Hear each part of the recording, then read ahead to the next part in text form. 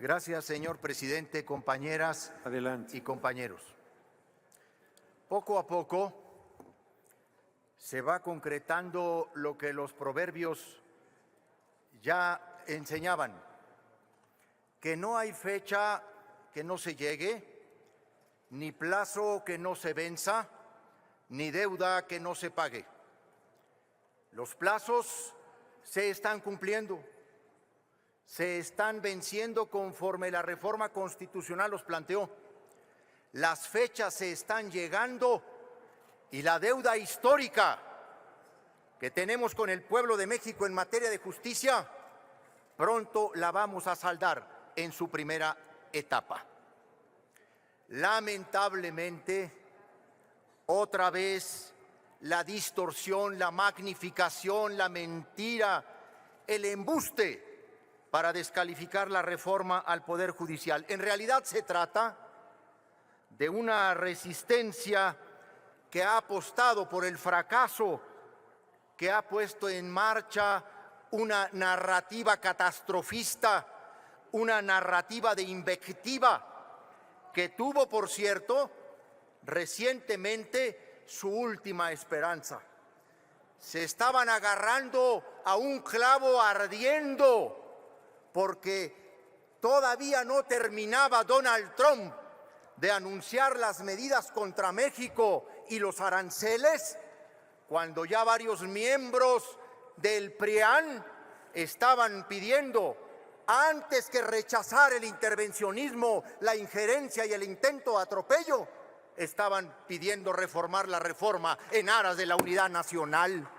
Estaban refugiándose en Trump como ecualizador de esta reforma. Pidieron, en nombre de la defensa de la soberanía, reformar la reforma judicial, o posponerla, o pasarla toda para después, o incluso cancelarla.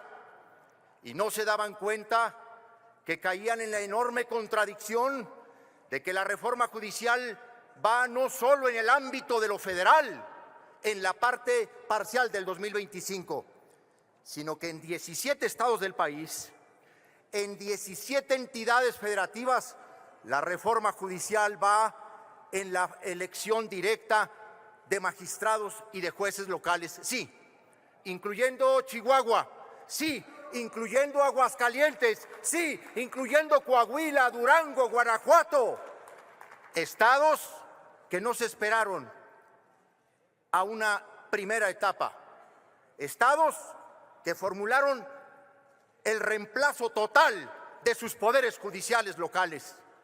¿En dónde está el argumento de fondo que descalifica la elección directa de juzgadores como un mecanismo ineficaz para escoger a los mejores? ¿Solo en el ámbito federal y en sus estados? ¿Qué hacen en las entidades federativas donde adelantaron las reformas constitucionales entre noviembre y enero de este año? El fracaso está a la vista. La resistencia y la descalificación a la reforma no les va a dar resultados, y menos los aranceles de Trump, que lo único que los ha exhibido es poco solidarios con México y, eso sí, muy oportunistas con el imperio. Eso también lo debemos de rechazar.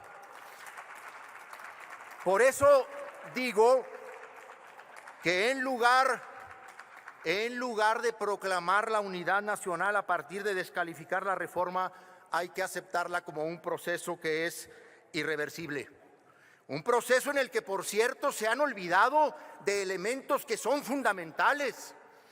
Veo a uno y a otro descalificar la insaculación, descalificar el que se saque de una tómbola números para elegir al final del día y así apartar la discrecionalidad, incluso así eliminar el dedazo que elegía jueces, magistrados y ministros.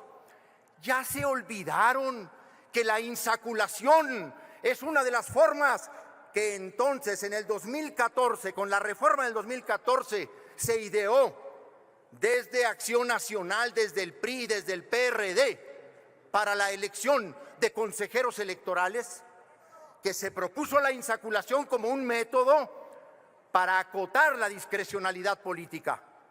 Y ahora Varios de los promotores de la insaculación traen a la pelotita y la tómbola como una ridiculez. Háganse cargo de que son autores o coautores en parte de ese método que se implementó en la Constitución desde el 2014 en materia de reforma electoral. Pero una cosa más, los resultados están a la vista. Aquí se inscribieron, frente a los pronósticos catastrofistas, frente a los escenarios apocalípticos, 10,673 inscritos en las distintas etapas de la convocatoria. Fueron insaculados, primero fueron calificados como idóneos 5,768 y luego fueron entrevistados 4,206. De esos entrevistados salieron insaculados 1,416 aspirantes a juzgadoras y juzgadores, compañeras senadores y compañeros senadores. Esta lista es resultado de un método de evaluación, de calificación, de idoneidad y, por supuesto, de insaculación. Pero en esta cuenta se quiere dejar de lado de que hay otros 649 juzgadoras y juzgadores que han aceptado someterse al escrutinio del voto popular, que han tomado la decisión de enfrentar las urnas. Aquí se ha hecho una descalificación generalizada. No se puede olvidar que hay 500 juzgadores federales actuales a los que la Constitución les permitió pase automático, que se han registrado y aspiran a otro cargo para ser magistrados o de otra circunscripción o de otra materia, de otra adscripción o de otra materia. Pero también hay 100 jueces federales que han decidido permanecer en su cargo y por la vía del pase automático someterse a la voluntad popular. ¿Y qué no cuentan esos perfiles? ¿Que no van a estar en la decisión popular? ¿No van a estar en el análisis de los ciudadanos? El universo es mucho mayor al que aquí se ha dicho. Y también me parece hoy importante aclarar algo que una y otra vez se viene a decir, que la reforma al Poder Judicial ha destruido al Poder Judicial Federal en México. El Poder Judicial, compañeros, no está destruido por una reforma constitucional que se le debe al pueblo de México desde hace muchos años. La corrupción y la impunidad forman ese tumor maligno que hoy tiene desahuciado al sistema judicial de nuestro país. El diagnóstico es claro y todos hemos coincidido en ello. Vivimos un sistema judicial mórbido, insano, que exige una pronta intervención. Un sistema judicial de privilegios, de prebendas, de poderosos, en donde solo se aplica justicia para el que más tiene y más puede, pero deja de lado al necesitado, al vulnerable, al olvidado, al pueblo. Ese es el verdadero diagnóstico y esa es la verdadera causa que tiene desahuciado al Poder Judicial Federal. Un sistema judicial que creció de la mano del poder político y económico de nuestro país, a quien siempre reverenció, a quien siempre solapó y después benefició.